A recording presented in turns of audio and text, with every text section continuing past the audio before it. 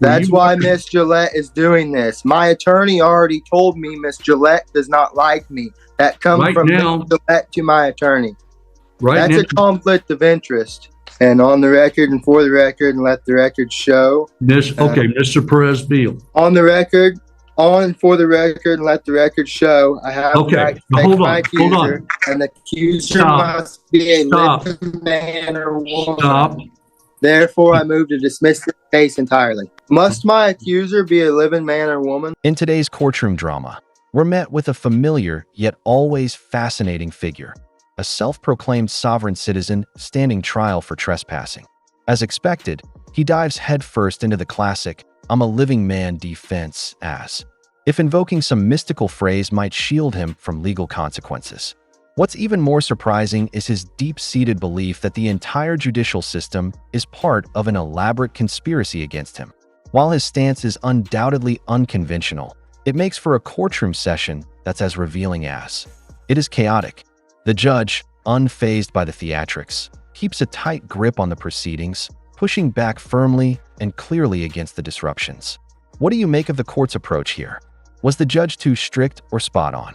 Let's jump into the hearing and watch how this confrontation unfolds in real time. Kansas versus Antonio Manuel Perez-Beal. Are you Antonio Manuel Perez-Beal? Yes, sir, I am. Yes, Your Honor, I am. All right. Mr. Perez-Beal, do you have an attorney? No, I do not. But I do believe I have the right to face my accuser. And on the record and for the record, and let the record show. Mr. Perez-Beal, this is your first appearance. You are charged in count 1 with criminal trespass, a Class B non-person misdemeanor. A Class B non-person misdemeanor is punishable up to 6 months in the county jail and a fine not to exceed $1,000. Do you understand what you're charged with? On the record, on and for the record, and let the record show, I have the right to take my accuser, and the accuser must be a living man or woman. Therefore, I move to dismiss the case entirely. Well, that's not going to be done. Mr. Perez-Beal, I asked you a question. Do you understand what you're charged with? No, I do not. All right. What is it that you don't understand about the criminal trespass charge?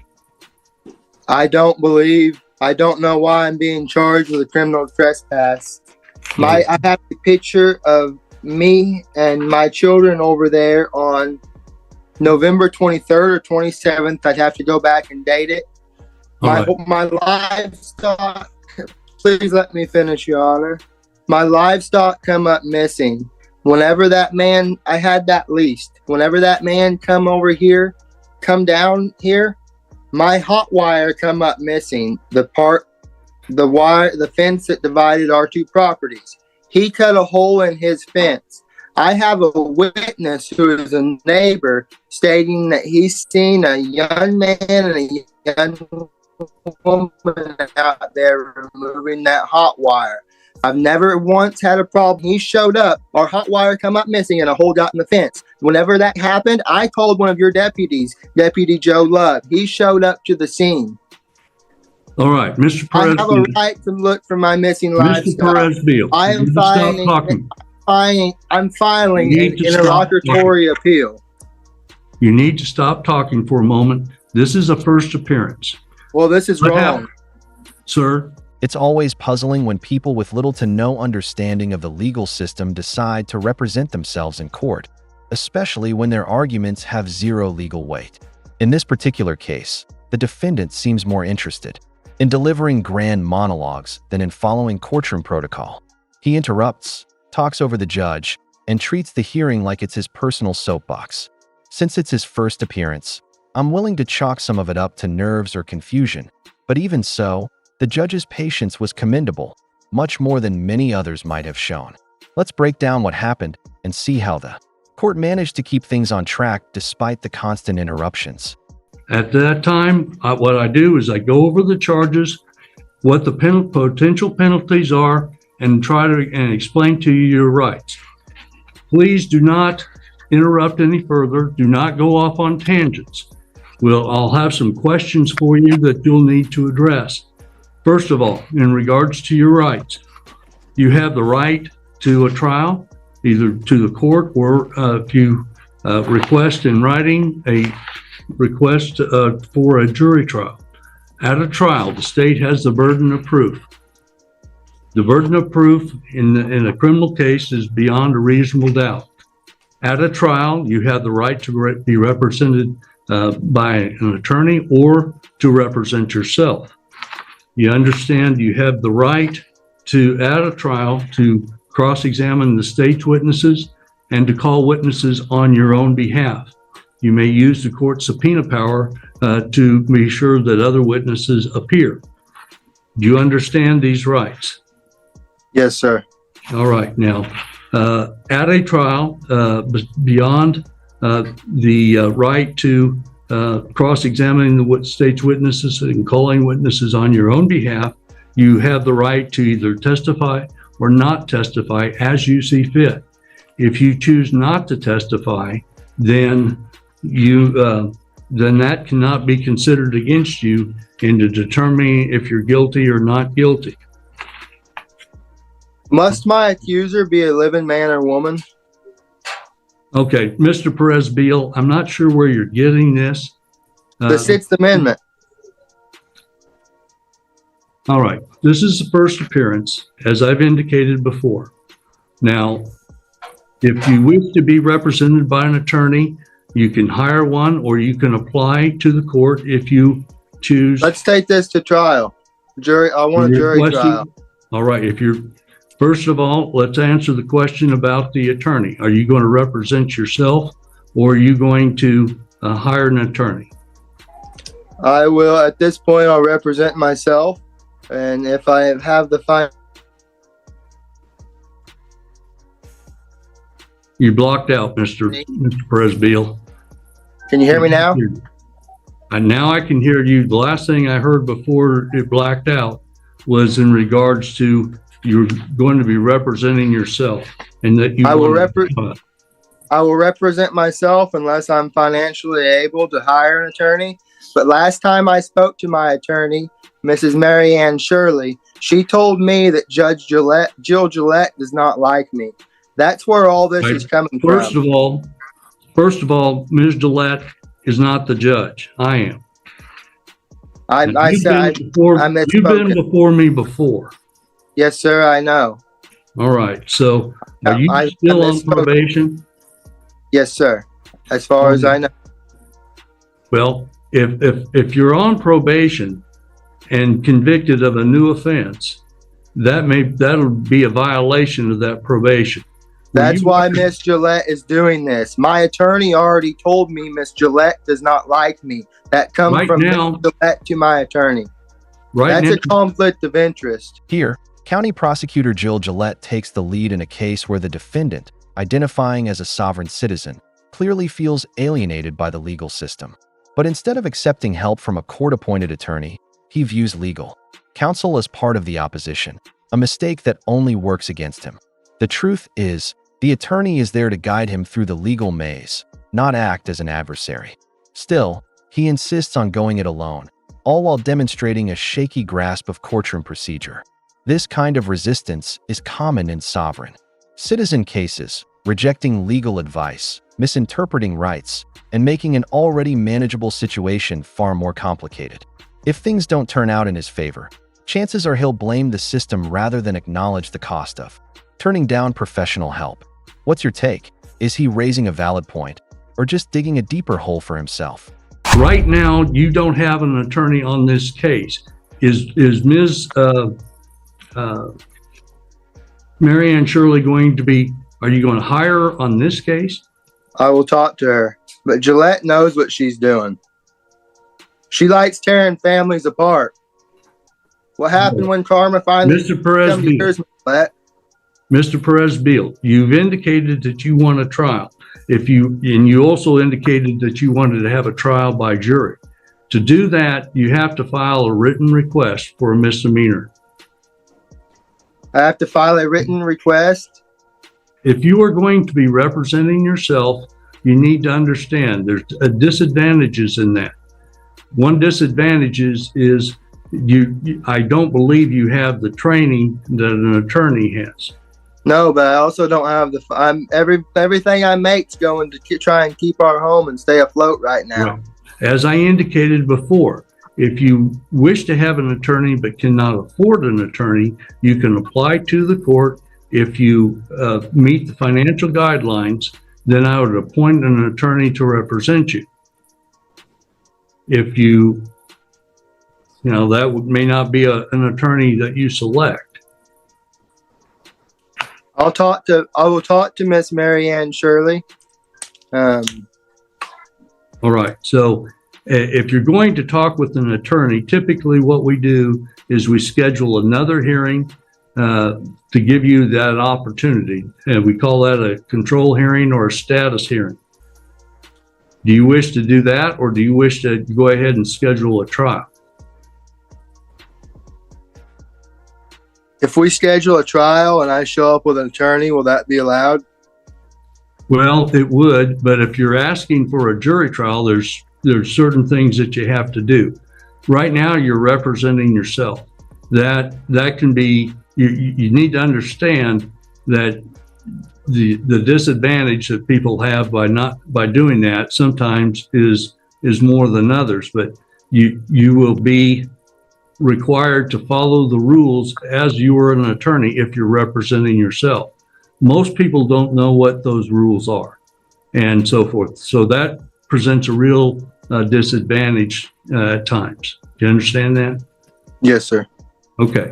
So if you're going to apply for an attorney or talk with Ms. Shirley, what I'll do is schedule a control hearing. That is not waiving your right to a trial. All right. If that control hearing or status conference, which we'll set in about 30 days, if you still wish to have a trial, we'll schedule that. We can schedule for either in person, either before the court, or you can be represented. If you wish to have a jury trial, you need to have your request made in writing for that, and we would schedule a trial by jury. Now, there was a hearing that was scheduled on December 13th, and you did not appear at that time. I issued a bench warrant, and you had been served with a summons. Now, later that day, you contacted the clerk's office, and then you did surrender yourself and posted a $5,000 cash or surety bond, and that bond is still in effect. All right? Yes, Your Honor. So Yes, Your Honor.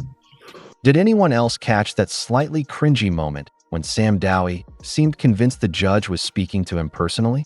It was awkward, to say the least. Early on, he gave off all the usual sovereign citizen signals, especially when he brought up the living man rhetoric. But as the hearing progressed, something shifted. He began addressing the judge more respectfully and even seemed to tone down the rebellious energy. Sure, his entrance wasn't great, and he clearly wasn't prepared, but maybe it was more panic than ideology. Still, it feels like he has one foot in the sovereign citizen world, even if he's not fully bought in. The fact that he's open to legal help at all sets him apart from the more extreme cases. What do you think? Sovereign citizen in disguise, or just a guy who got bad advice and cracked under pressure? you need to be sure that you appear as directed for later hearings. Now, let's go ahead and schedule this for a control hearing to give you an opportunity, Mr. Perez-Beal, to speak with an attorney of your choice or to apply for an attorney. Please do not wait until the last minute to do that hearing, if you want to apply. If you're going to apply, do so in the next few days. If you're able to hire an attorney of your choice, that's fine. Then the court-appointed attorney would be released from dealing with the case. All right. Now, January 31st at 3 p.m.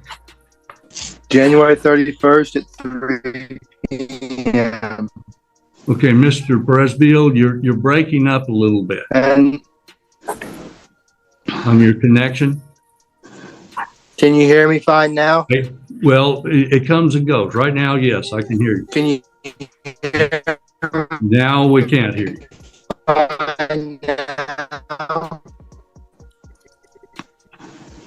There's also a time delay. I'll see your lips move, and then we'll hear the sound. We call it lag, or I call it lag. Mr. Presbiel, now you're frozen, and we haven't been able to hear you for the last 30 seconds or so. I'd just like to make a statement. Well, you've made some statements, but Can you hear me right now? now we're scheduling January 31st. How about now? Are you able to hear me? Now I was able to hear you. You interrupt me, but our next court hearing is January the 31st at 3 p.m. That will be a Zoom hearing. You understand? Do you have that? Mr. Presbiel, did you hear the date? Yes, sir. Okay. Can you repeat the date so I know that you've got it, please? January 31st at 3 p.m. Correct. Because that'll be a Zoom hearing, but I want you to appear at the sheriff's office so that we don't have this problem here. If you have an attorney and the attorney would prefer to have you there at their office to do the hearing, then that's fine too. So if Ms. Shirley is going to be your attorney, you hire her, and she wants you to be but you need to be at one of those two places, either the attorney's office or at the sheriff's office where they have the equipment, and we can be relatively sure that you're going to have a good connection. Because in this hearing, we haven't had a good connection. Yes, sir. All right. That's the things that we needed to cover for today. So this matter will be adjourned, and we'll see you on January 31st at 3. So Mr. Presbiel's case is adjourned at this time. All right. Next matter we'll take up is... All right.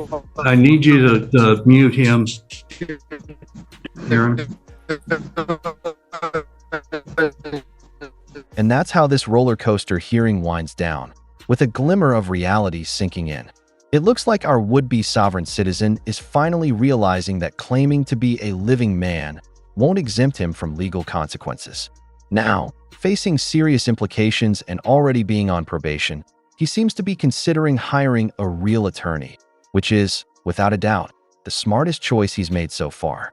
This case serves as a clear reminder: the legal system isn't something you can just talk your way out of with vague, pseudo-legal theories. The judge's decision to have him appear at the next hearing from the sheriff's office was also a savvy one. Being in a secure, official space surrounded by law enforcement is bound to inspire a more respectful attitude moving forward. So, what do you think? Was this a true believer in the sovereign citizen movement, or just someone who got led astray and is now trying to walk it back? Drop your thoughts in the comments. And as always, thanks for tuning in.